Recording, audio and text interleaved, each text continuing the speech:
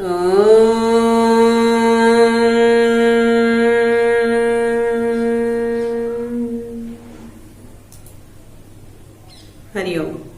गुरुपदिष्ट मार्गेण योगमेव समभ्यसेत्। गुरु के द्वारा उपदिष्ट मार्ग से ही हमें योग करना चाहिए। जैसा गुरु बताएं उसके अनुसार हमें करना चाहिए, क्योंकि वही आपके देश काल परिस्थिति के अनुसार आपको बता सकते हैं कि योग कैसे करना चाहिए।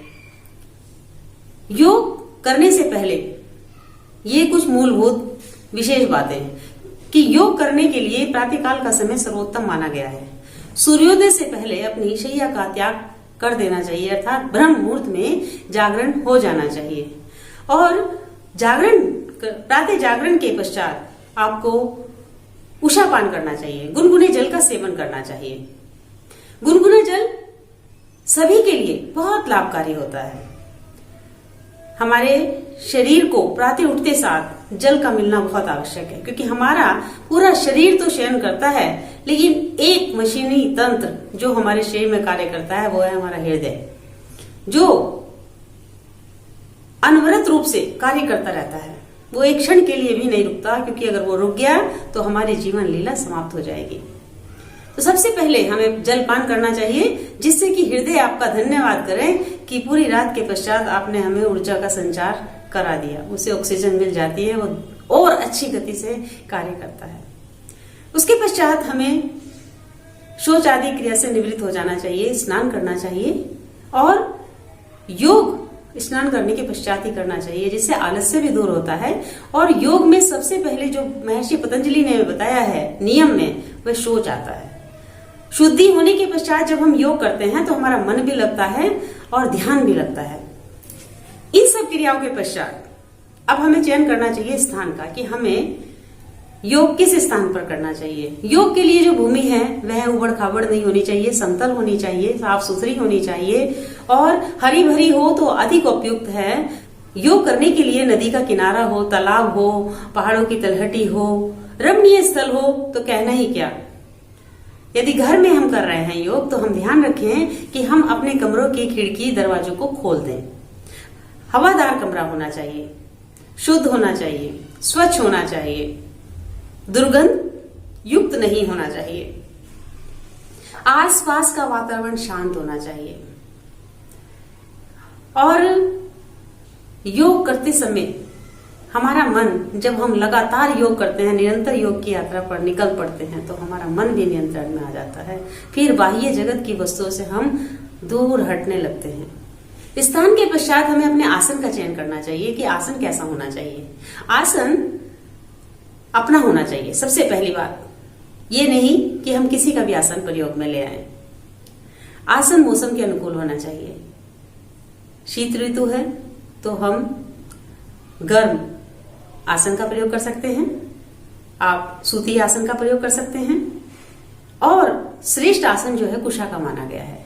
योग करते समय हमें अपने वस्त्रों का चयन भी भली भांति कर लेना चाहिए कि हमारे वस्त्र सूती होने चाहिए, जिससे कि योग करते समय जो हमारे शरीर से पसीना आए तो वो स्वेदन, वो वस्त्र उसको अंदर ही सोख ले।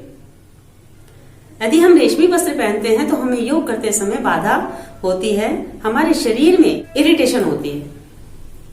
उससे बचने के लिए हमें सूती वस्त्रों का, खादी के वस्त्रों का चयन करना चाहिए। वस्त्रों का रंग कैसा होना चाहिए, इस पर भी विशेष ध्यान देना चाहिए कि योग करते समय जो वस्त्र हैं वह लाल, पीले, मैरून, श्वेत होने चाहिए। वह हमारी ऊष्मा का परिचालक होते हैं। यौगिक क्रियाएं करते समय जो वस्त्र हैं वो ढीले ढाले होने चाहिए।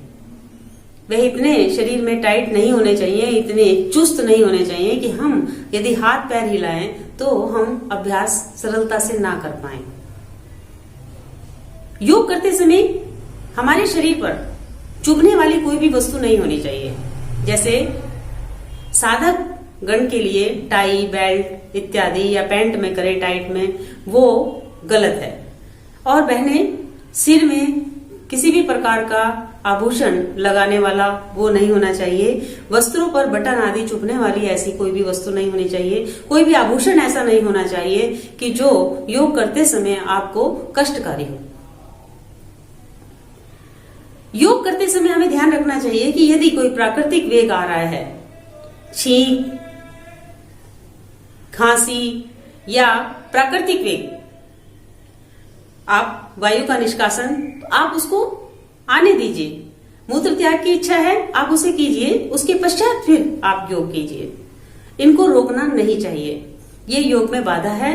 और यदि हम इसे रोक कर करते हैं तो योग से जो लाभ हमें मिलने वाला है उसकी बजाय हम रोग को जन्म दे देते हैं, क्योंकि हमारा ध्यान, योग मन का विषय है, हमारा ध्यान उस विषय पर जाएगा जो हमारे शरीर की उस समय आवश्यकता है। योग करते समय ध्यान श्वास पर होना चाहिए। उस परमात्मा का स्मरण करते हुए हमें योग करना चाहिए। ईश्वर प्रणिधान, उस ईश्वर को समर्पित करते हुए योग खाली पेट करना चाहिए।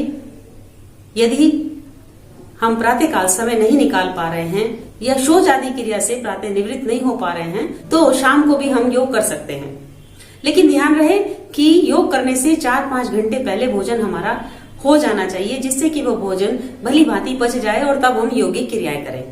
योगिक क्रियाएं करते समय पेट हमारा खाली होना चाहिए, यानी कि शौच आदि से पूर्णतः हमारा निवृत्ति होनी चाहिए, तभी हमें योग करना चाहिए। यदि शौच आदि से निवृत्त नहीं हुए हैं तो हमें योग नहीं करना चाहिए।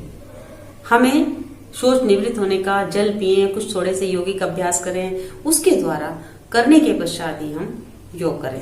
योग निरंतरता पूर्वक करना चाहिए। ऐसा नहीं है कि आज किया कल नहीं किया, क्योंकि योगिक क्रियाएं दीर्घ काल तक लाभ देने वाली होती हैं। निरंतरता पूर्वक किया हुआ योग सदैव के लिए लाभकारी होता है। लेकिन कभी कभी आप योग करके सोचें कि पूर्णतः लाभ मिल जाए, ऐसा नहीं है। योग एकांत में करना चाहिए। योग में अति नहीं करना चाहिए, अपने सामर्थ्य के अनुसार करना चाहिए। किसी भी शारीरिक और मानसिक स्थिति है उसी के अनुसार योग करना चाहिए। योग करते समय प्रसन्न रहना चाहिए। विशेष बातें इनका हमें ध्यान रखते हुए ही योगिक क्रियाओं को प्रारंभ करना चाहिए। और जब हम इन बातों का ध्यान रखते हुए योगिक क्रियाएं करते हैं तो निश्चित रूप से हमारी साधना सफल होती है। योग करते रहिए, स्वस्थ रहिए, प्रसन्न रहिए। हरिओम।